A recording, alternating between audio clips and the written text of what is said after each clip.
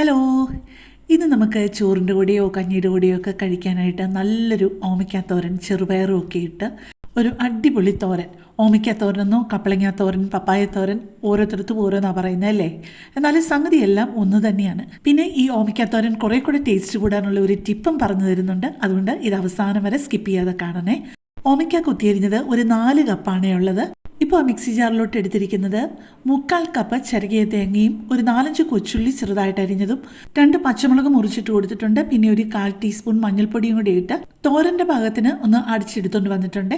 ഇപ്പോൾ ഈ പാത്രത്തിലോട്ട് ഒരു 1.5 ടേബിൾ സ്പൂൺ വെളിച്ചെണ്ണ ഒഴിച്ചു കൊടുത്തിട്ട് ഒരു 1/2 ടീസ്പൂൺ കടുകും ഒരു 2 വറ്റൽമുളക് മുറിച്ചതും ഒരു 2 കറിവേപ്പിലയും കൂടി ഇട്ട് ചെറുതായിട്ടൊന്ന് മൂത്ത് വരുമ്പോഴേക്കും അതിനകത്തോട്ട് 1 ടേബിൾ സ്പൂൺ മുഴുവനെയുള്ള ഉഴുന്നും കൂടി ഇട്ട് ചെറുതായിട്ടൊന്ന് മൂപ്പിക്കുവാണേ.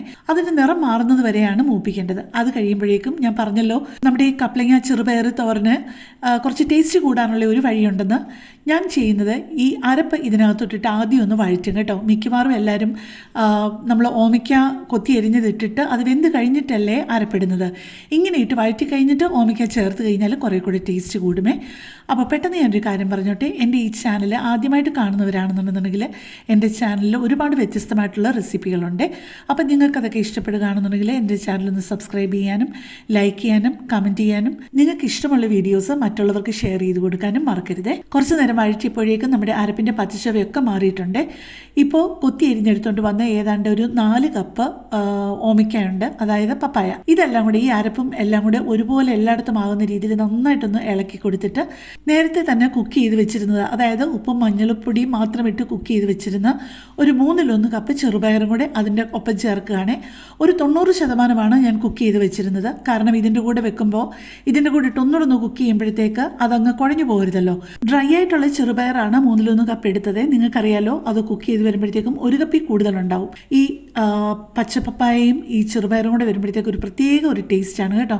കുറച്ച് നേരം ഒന്ന് മീഡിയം ഫ്ലെയിമിൽ വെച്ച് അടച്ചു വെച്ച് കുക്ക് ചെയ്തിട്ട് ഞാൻ കുറച്ച് കഴിഞ്ഞ് കഴിഞ്ഞപ്പോൾ ഒന്ന് തുറന്നു, ഒന്നുകൂടെ ഒന്ന് ഇളക്കി കൊടുത്തു. ഒന്നുകൂടെ കുറച്ച് നേരം ഒന്ന് മീഡിയം ഫ്ലെയിമിൽ വെച്ച് കഴിഞ്ഞ് കഴിഞ്ഞപ്പോഴേക്കും നമ്മുടെ പപ്പായ വെള്ളമൊന്നും ഒഴിക്കാതെ തന്നെ നല്ല പാകത്തിന് ആവിയിലിരുന്ന് വെന്തിട്ടുമുണ്ട്. എന്നാലും ചെറുപയറൊന്നും കുഴഞ്ഞു പോയിട്ടുമില്ല. ചോറിൻ്റെ കൂടെ ഓമയ്ക്കാത്തോരൻ കഴിക്കുകയാണെന്നുണ്ടെങ്കിൽ അതിൻ്റെ കൂടെ ഏറ്റവും നല്ല കോമ്പിനേഷൻ നല്ല ചുമന്ന മീൻകറിയാണ് കേട്ടോ. നിങ്ങൾക്ക് ജീരകത്തിൻ്റെ ടേസ്റ്റ് ഇഷ്ടമാണെന്നുണ്ടെന്നുണ്ടെങ്കിൽ തേങ്ങയൊക്കെ അരയ്ക്കുമ്പോൾ അതിൻ്റെ കൂട്ടത്തിൽ ഒരു 1/2 ടീസ്പൂൺ ജീരകവും കൂടി ഇടുന്നത് നല്ലതാണ്. അല്ലാന്നുണ്ടെങ്കിൽ ഒരു 1/2 ടീസ്പൂൺ ജീരകപ്പൊടി ഇട്ടാലും മതിയേ. എനിക്ക് പണ്ടൊന്നും ജീരകത്തിൻ്റെ ടേസ്റ്റ് ഇഷ്ടമല്ലായിരുന്നു തോരന്. പക്ഷേ ഇപ്പോൾ ചിലപ്പോൾ ഞാൻ ജീരകം ചേർക്കും, ചിലപ്പോൾ ചേർക്കത്തില്ല. അങ്ങനെ നമ്മുടെ അടിപൊളി തോരൻ റെഡി ആയിട്ടുണ്ട്. അപ്പോൾ ഒരു പ്രാവശ്യമെങ്കിലും നിങ്ങളിതൊന്ന് ട്രൈ ചെയ്യാതിരിക്കല്ലേ. അപ്പോൾ കൂടുതൽ നല്ലൊരു വീഡിയോ ആയിട്ട് നമുക്ക് പിന്നെ കാണാം. താങ്ക്